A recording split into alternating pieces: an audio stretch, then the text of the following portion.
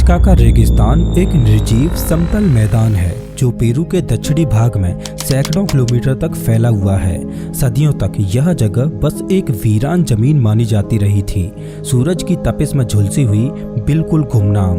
लेकिन इसी सूनी धरती पर सदियों से छुपाता एक ऐसा रहस्य जो जमीन पर होकर भी केवल आसमान से ही देखा जा सकता था। एक चुपचाप लिखा गया इतिहास रेत पर खिंची अमर रेखाओं में। साल 1920 के अंतिम वर्षों में जब कुछ व्यावसायिक पायलट इस क्षेत्र के ऊपर से गुजर रहे थे तो उन्हें जमीन पर कुछ अजीब से सफेद निशान नजर आए।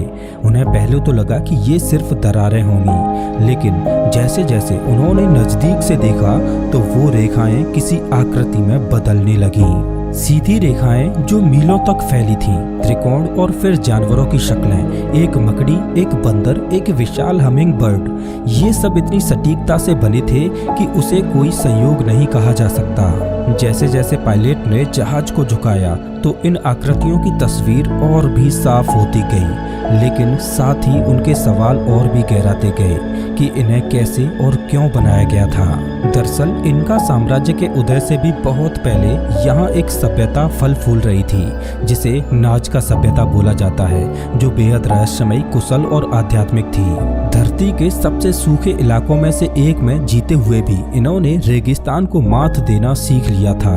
ऐसा माना जाता है कि नाजका लाइन्स का निर्माण नाजका सभ्यता ने किया था, एक ऐसी सभ्यता जिनके पास न तो धातु के औजार थे न उड़ने की कोई तकनीक, और फिर भी उन्होंने ऐसी विशाल आकृतियां बनाई जो आज भी न मिट सकी। लेकिन सबसे बड़ा सवाल ये है कि जिन आकृतियों की लंबाई सैकड़ों मीटर में है, उन्हें उन लोगों ने कैसे बनाया जबकि उनके पास ऊपर से देखने का कोई तरीका ही नहीं था।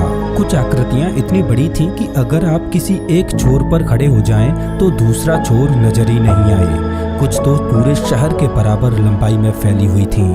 यह सब इतना सटीक था कि आज भी अगर हम इसे बनाने जाएं तो ड्रोन और जीपीएस की मदद लेनी पड़े। लेकिन अब सोचिए ये सब 2000 साल पहले कैसे बनाया गया था, जब न तो कोई हवाई नजरिया था और न ही आधुनिक उपकरण। इनमें सबसे प्रसिद्ध आकृति हमिंग बर्ड की है जो 93 मीटर लंबी है और पूरी आकृति एक ही रेखा से बनी है।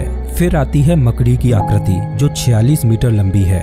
कुछ विशेषज्ञों का मानना है कि यह अमेजन क्षेत्र में पाई जाने वाली एक दुर्लभ प्रजाति को दर्शाती है, एक ऐसी प्रजाति जिसे आंखों से नहीं बल्कि माइक्रोस्कोप से देखा जा सकता है।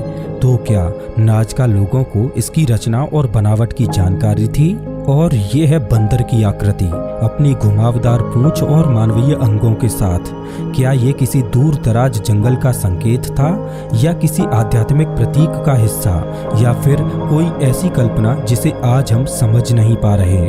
और ये है सबसे अजीब आकृति जिसे लोग एस्ट्रोनॉट कहते हैं। ये एक 32 मीटर ऊंची आकृति है जिसकी गोल आंखें हैं और सिर ऐसा जैसे कोई हेलमेट पहना हो और हाथ ऊपर उठा हुआ है जैसे कोई आसमान की ओर देख रहा हो। क्या ये कोई प्राचीन मानव है या कोई बाहर से आया अतिथि? और इन जीव जंतुओं से भी परे वो रहस्यमयी रेखाएं हैं जिनमें कुछ इतनी सीधी हैं कि 20 किलोमीटर तक बिना मुड़े चली जाती हैं, जिनमें कुछ हैं त्रिकोण और कुछ ऐसे तीर जो ना जाने किस दिशा में इशारा कर रहे हैं। कुछ रेखाएं तारों के नक्षत्रों से मेल खाती हैं। क्या ये कोई खगोलीय नक्शा था या कोई धार्मिक रनवे या फिर देवताओं के लिए बनाए गए रास्ते? हर एक रेखा, हर एक वक्र, हर एक आकृति अपने भीतर एक अर्थ छुपाए बैठी है जो समय के साथ खो गया है।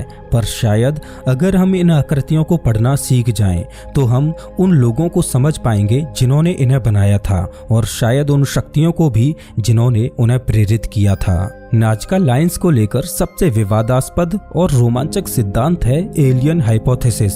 कुछ विशेषज्ञों का मानना है कि ये रेखाएं किसी धार्मिक अनुष्ठान का हिस्सा नहीं थीं, बल्कि ये थीं लैंडिंग इंस्ट्रक्शंस किसी और ग्रह से आए हुए मेहमानों के लिए।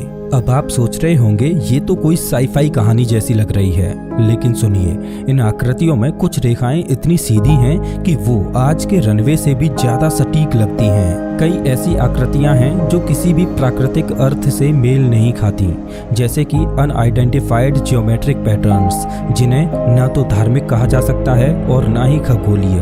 और सबसे दिलचस्प, कुछ आकृतियां ऐसी हैं जो इंसानी डीएनए की तरह दिखती हैं, स्पाइरल शेप्स और इंटरलॉकिंग लूप्स। क्या ये किसी एंशिएंट जेनेटिक मेमोरी का संकेत थी? एरिक वॉन डैनिकन जैसे लेखकों ने दावा किया कि नाजका की ये रेखाएं एक्स्ट्रा टेरेस्ट्रियल विजिटर्स के लिए बनी थीं, जिन्हें इंसानों ने देवता समझ लिया और उनके जाने के बाद उनकी याद में इन आकृतियों को रेत पर उकेरा गया। अब सवाल उठता है कि अगर ये वाकई किसी और दुनिया के जीवों के लिए थी, तो क्या वो फिर से लौटेंगे, या फिर हम अब भी सिर्फ प्रतीक्षा कर रहे हैं उस संदेश को समझने की जो रेत पर लिखा गया था? आखिर क्यों किसी सभ्यता ने इतनी मेहनत से ऐसी आकृतियां बनाई जो जमीन से देखने पर पूरी तरह दिखती ही नहीं थीं? इस एक सवाल का जवाब ढूंढने के लिए शोधकर्ताओं, पुरातत्वविद, रहस्यवादियों और कॉन्स्पिरेसी थ्योरिस्ट ने अपना पूरा जीवन समर्पित कर दिया। सच क्या है ये तो कोई नहीं जानता, लेकिन अगर सबसे मान्य सिद्धांत की बात करें तो हो सकता है कि ये रेखाएं धार्मिक अनुष्ठानों का हिस्सा रही होंगी। शायद नाजका लोग इन रेखाओं को देवताओं को समर्पित करते थे, खासकर वर्षा और उर्वरता के देवता, जो इस सूखे रेगिस्तान में जीवन का एकमात्र आधार थे। कुछ आकृतियां शायद प्रार्थना यात्राओं के रास्ते रही हों, जिन पर चलते हुए लोग बादलों के लिए, वर्षा के लिए प्रार्थना करते होंगे। एक जर्मन गणितज्ञ मारिया राइखे ने दशकों तक इन रेखाओं का अध्ययन किया। उनका मानना था कि ये एक विशाल खगोलीय कैलेंडर हैं। कई रेखाएं सूर्य के सेलेस्टिस या खास तारों के साथ संरेखित हैं। क्या ये समय मापने के औजार थे या ब्रह्मांडीय शक्तियों से जुड़ने के साधन? एक और विचार यह कहता है कि ये रेखाएं शायद आकाश के लिए नहीं बल्कि धरती के लिए थीं। शायद ये भूमिगत जल स्रोतों का नक्शा थी। कुछ शोधकर्ताओं के अनुसार कई आकृतियां सीधे प्राचीन कुओं की ओर इशारा करती हैं जहां पानी था, और शायद इन्हीं रेखाओं के जरिए लोग जीवन का रास्ता खोजते थे। वहीं इन रेखाओं के पीछे एक थ्योरी ऐसी है जो सच में हैरान कर देती है। एरिक वॉन डैनिकन के अनुसार ये रेखाएं अंतरिक्ष से आए यात्रियों के लिए बनाई गई थीं, या शायद उन्हीं ने इन्हें बनाया था। क्योंकि आखिर ऐसी आकृतियां क्यों बनाई जाएं जिन्हें जमीन से देखा ही ना जा सके, और आखिर एक इंसान जैसी आकृति को हेलमेट क्यों पहनाया गया? साक्ष्य आज भी अधूरे हैं, लेकिन इस रेगिस्तान की खामोशी में कभी कभी रहस्य तथ्यों से ज्यादा ऊंची आवाज में गूंजते हैं। सदियों तक नाजका लाइंस हमारे सामने थीं, लेकिन हमने उन्हें देखा ही नहीं। लेकिन आज जब हमारे पास सैटेलाइट्स हैं, ड्रोन हैं और आर्टिफिशियल इंटेलिजेंस, तो ऐसा लगता है जैसे ये रेगिस्तान फिर से बोलने लगा है। सैटेलाइट्स ने वो दिखाया जो जमीन पर खड़े होकर कभी नजर ही नहीं आता। रिमोट सेंसिंग तकनीक से वैज्ञानिकों ने उन आकृतियों को खोज निकाला जो समय की मार से इतनी धुंधली हो गई थी कि आंखों से दिखना बंद हो चुकी थीं। आप सोच रहे होंगे कि इतनी नाजुक रेखाएं 2000 सालों तक कैसे टिक गईं? तो इसका उत्तर छुपा है जलवायु में। दरअसल नाजका रेगिस्तान दुनिया के सबसे शुष्क इलाकों में से एक है, जहां न बारिश, न आंधी, न कटाव। यहाँ समय जैसे रुक सा गया है। रेत में उकेरी गई ये लकीरें जैसे इतिहास के पन्ने बन गई हैं। लेकिन अब समय पीछे नहीं आगे बढ़ रहा है। आधुनिक जीवन की आहट और जलवायु में हो रहे बदलाव इन प्राचीन संदेशों को मिटा सकते हैं। रेगिस्तान बदल रहा है और हो सकता है साथ ही ये रेखाएं भी सदा के लिए खो जाएं। 2000 सालों तक नाजका लाइंस को किसी ने नहीं छुआ था। वक्त थम गया था और रेगिस्तान ने इन्हें जैसे अपनी बाहों में संभाल लिया था। लेकिन आज इन रेखाओं का सबसे बड़ा खतरा हम खुद हैं। अनियंत्रित पर्यटन, अवैध निर्माण और बढ़ती हुई सड़कों ने इन अमूल्य चित्रों को नुकसान पहुंचाया है।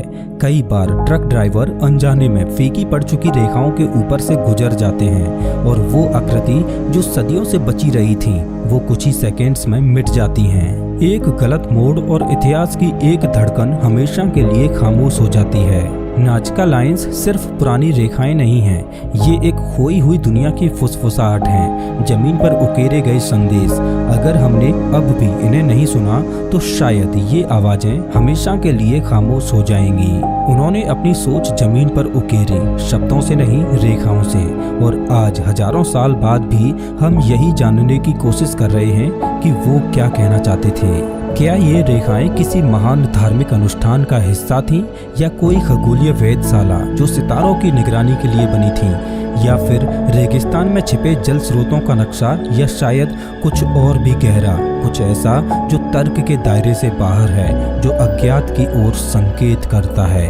दोस्तों, आपको क्या लगता है कि इन रेखाओं को किसने और क्यों बनाया था? वैसे आप हमारा ये वीडियो कौन से शहर से देख रहे हो, मुझे कमेंट करके जरूर बताएं। मिलता हूँ मैं आपसे एक नई वीडियो में, तब तक के लिए नमस्कार।